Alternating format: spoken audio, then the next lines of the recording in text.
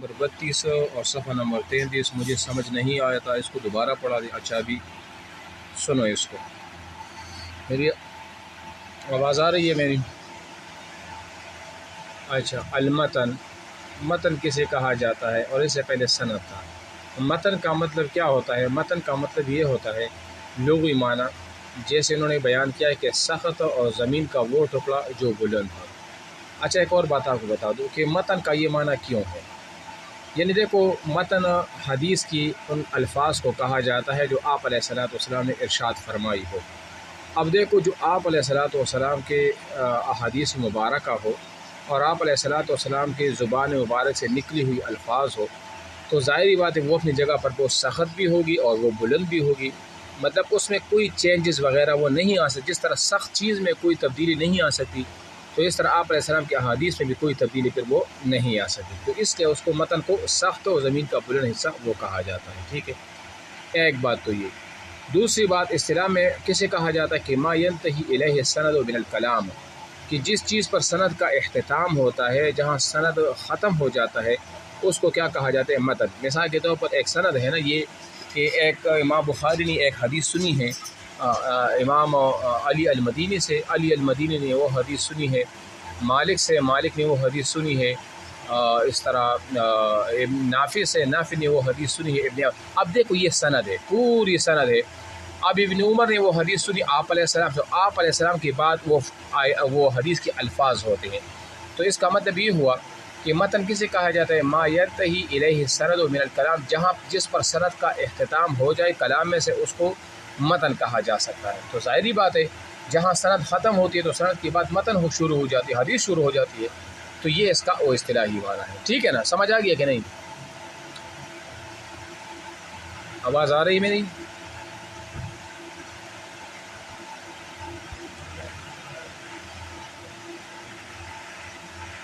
نہیں، یہ جو میں نے بتا دی وہ سمجھ آ گیا؟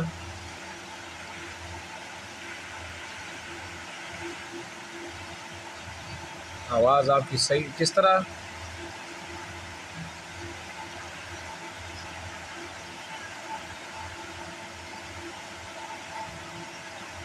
نہیں میں یہ نہیں کہہ رہا، میں نے کہا ابھی جو میں نے پڑھا۔ اچھا ابھی جوائن کیا؟ آپ کے پاس سگنل کا ایشو ہے، آپ پتہ نہیں کیا اس کا۔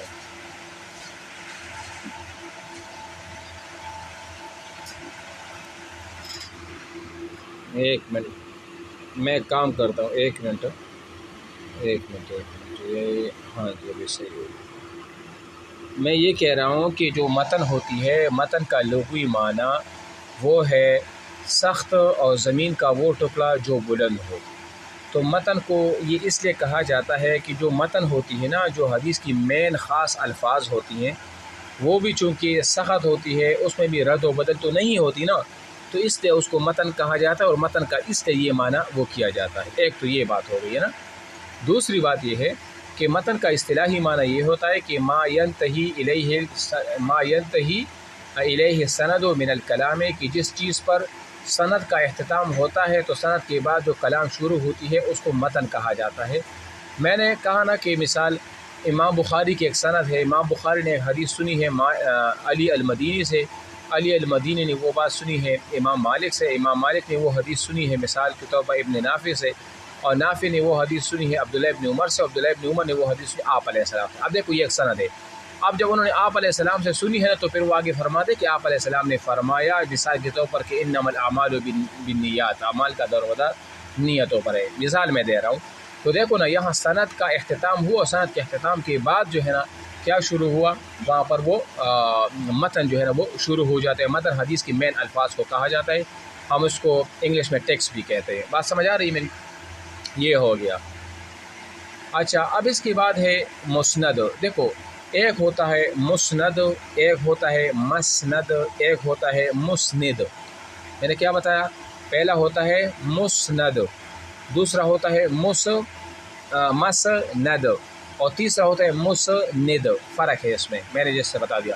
اب مسند کی آسان تعریف میں آپ کو بتا دوں، مسند کی جو انتہائی آسان تعریف، آپ اس کو نوٹ کر لیں۔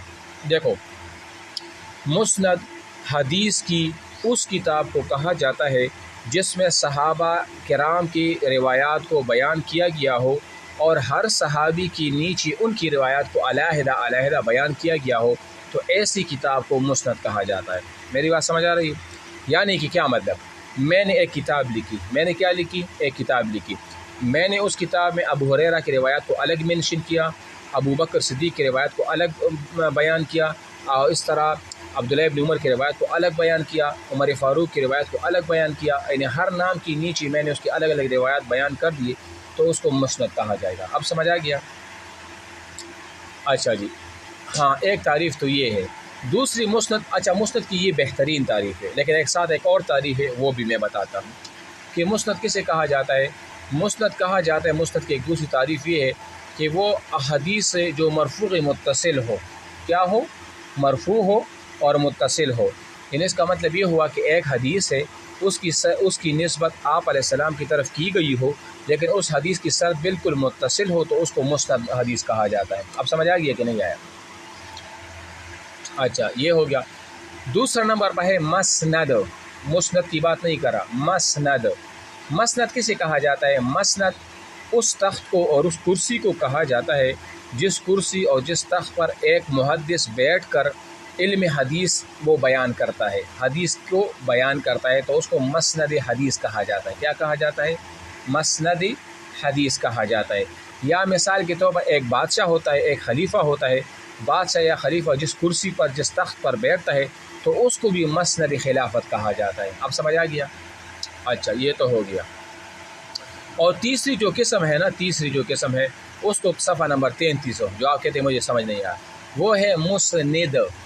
مسند نون کی کسرہ کے ساتھ، اس کا مطلب یہ ہوتا ہے کہ مسند اسم فاعل کا صیغہ ہے۔ اس کا مطلب یہ ہے کہ ایک شخص ہوتا ہے، ایک محدث ہوتا ہے، ایک راوی ہوتا ہے، وہ حدیث کو صرف روایت کرتا ہے، ان کو یہ پتہ نہیں ہوتا کہ یہ حدیث درایت کا پتہ ہو کہ یہ حدیث صحیح ہے یا غیر صحیح ہے، ان کے راوی کیسے تھے، ان کے حدیث کے بارے میں کچھ جانکاری بھی نہ ہو، بس جس طرح وہ صرف روایت کرتا ہے، جس طرح آپ ہو گئی مثال، میں ہو گیا مثال کے طور پر، ہم حدیث کو روایت کرتے ہیں کہ اللہ کی نبی نے فرمایا، اللہ کی نبی نے اس طرح فرمایا، اللہ کی نبی نے اس طرح فرمایا، اور باقی مجھے یہ پتہ نہ ہو کہ یہ حدیث کیا ہے، صحیح ہے یا غیر صحیح ہے، یا مثال اس کے راوی کیسے تھے، اور اس کی سند کیسی ہے، اس کی متن کیسی ہے، یہ معلومات ہمیں نہ ہو، تو اس کو مسند کہا جائے گا۔ سمجھ آ گیا؟